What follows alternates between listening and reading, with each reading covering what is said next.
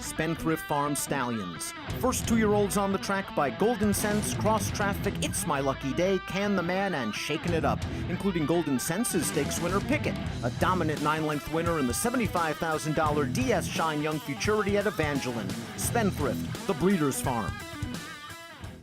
Hi everybody and welcome to Spa Babies, presented by Spendthrift Farm. I'm Dan Illman along with Nicole Russo, and let's throw up the field for Sunday's Spa Baby race. It's the Grade 2 Saratoga Special, carded as race number 8 at 6.5 furlongs. $200,000 is the purse. It doubles as the DRF race of the day, which means you can access free formulator past performances for the Saratoga Special on the Race of the Day event page at drf.com. Download them and handicap along with us. We'll take the field in post-position order, beginning with the number 1 Mead, trained by Todd Pletcher, a $250,000 yearling out of a juvenile stakes-winning dirt sprinter. There's a lot of class and a lot of precocity in this pedigree. Right. I mean, as you mentioned, not only was the dam a very quick filly, a precocious filly, it's a really classy family. You see horses like Super Saver, Bluegrass Cat emerge from that family in recent years. The Dam Defy Gravity is actually a half-sister to Grade 1 winner Callback, who is by Street Sense, the sire of Mead, so it's a proven cross.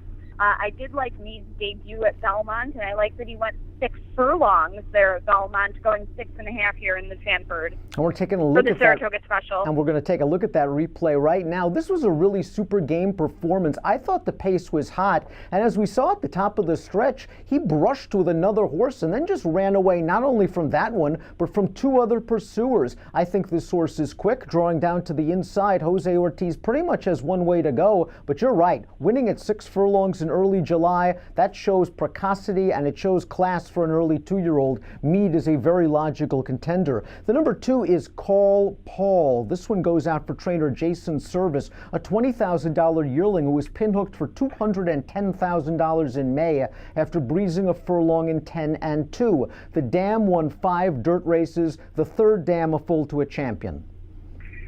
Yeah, the champion Landalusia, what a terrific 2-year-old filly she was. Paul actually owns the field's highest Spire speed figure with an 80 for his debut win at Delaware. Delaware, people don't think of it in the same vein as, a Saratoga or a Del Mar, but it's got a really sneaky good 2-year-old program. Class horses win there if you're trying to figure out what he beat.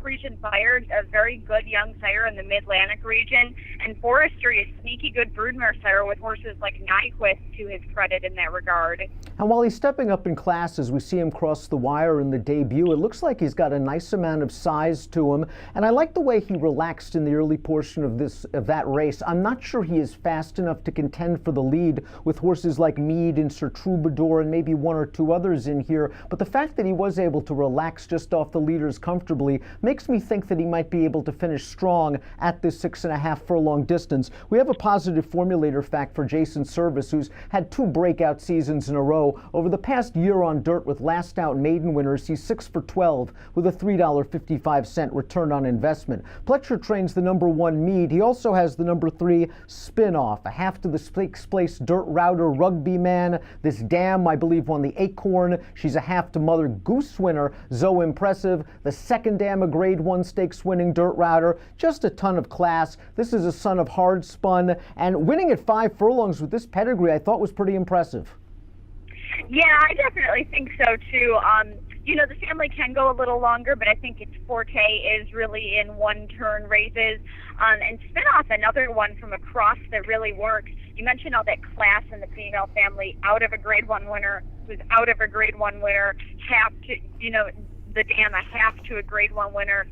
And that Grade 1 winner is so impressive, is actually by Hard Spun, the sire of Spinoff. So it is another cross that works very well. We're going to take a look at Spinoff's debut win over Good Going at Gulfstream, going 5 furlongs. Not only did he defeat 2 next out winners in this race, but the 3rd place finisher, while still a maiden, returned to finish 2nd in a Florida bred stake and improved the Buyer's speed figure to a 78. This was a really solid professional win from Spinoff, and I think he can actually sit from off the pace in here. He proved he could do it in his debut, and if this pace is hot, shot. Maybe Spinoff's the one, rallying down the center of the track under John Velasquez.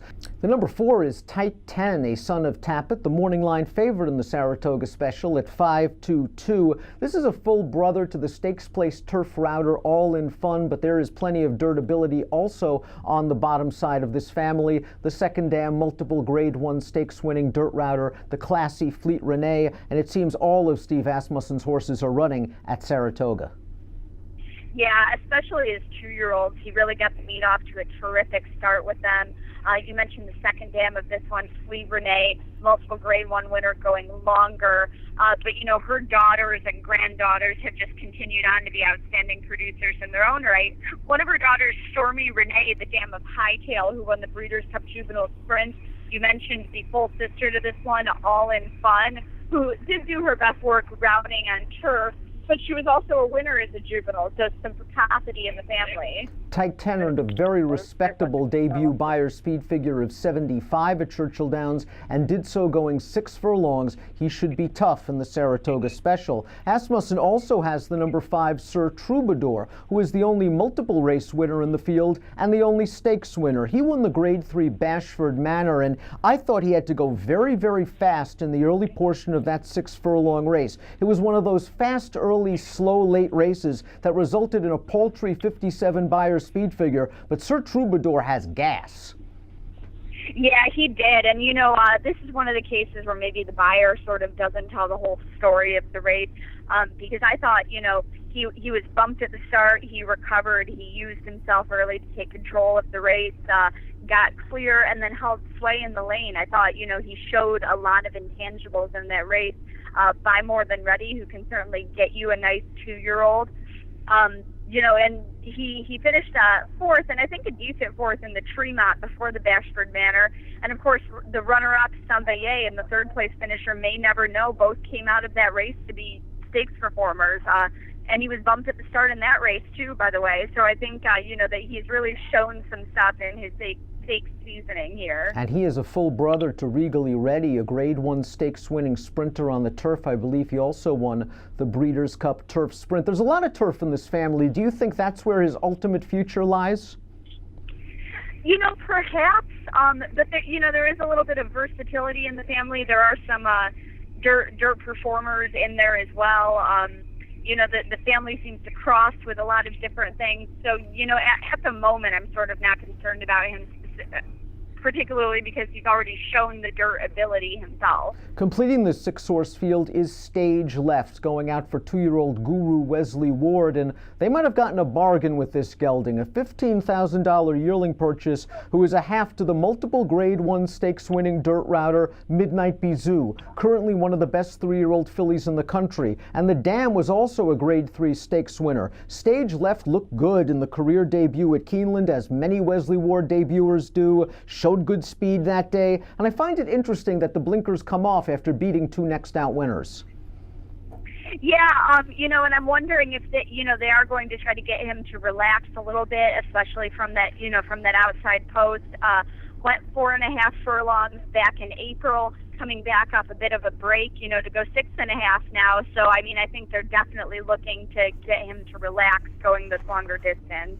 Let's discuss who we like in the Grade 2 Saratoga Special. Tough race, tough to make a morning line. David Aragona made the number 4 Tight 10 5-2 on the line. That's a pretty moderate favorite in a 6-horse field. Where are you going? I think I'm looking down toward the inside with Meade. Obviously, Todd Fletcher, Jose Ortiz, they know how to win with the 2-year-olds at Saratoga. I really like the pedigree and that it's been a successful cross with some brilliant horses. I like that he's won at 6 furlongs already, whereas I think the 6.5 is going to be a little bit of a question for some horses in the field. And, you know, I do think that with the morning line favoritism going to Tight 10, that you're going to get a lot of value with the other Asmussen trainees, Sir Troubadour, who is already stakes seasoned, as we pointed out, against some nice horses with a 6 furlong win to his own credit as well. I'm going to take a little bit of a flyer with the number 2, Call Paul, for Jason Service. He does have the best Beyer speed figure in the field with an 80 that he earned at Delaware. And I just like the body type of this colt. I think he will stretch out a furlong. I think he will sit off the speeds. I'm curious to see how good he is because this is a pretty big step up in class. But I like Call Paul over Tight 10. 2-4-1 for me in the Grade 2 Saratoga Special. It's Sunday's DRF race of the day, as well as the Spa Baby race, presented by Spendthrift.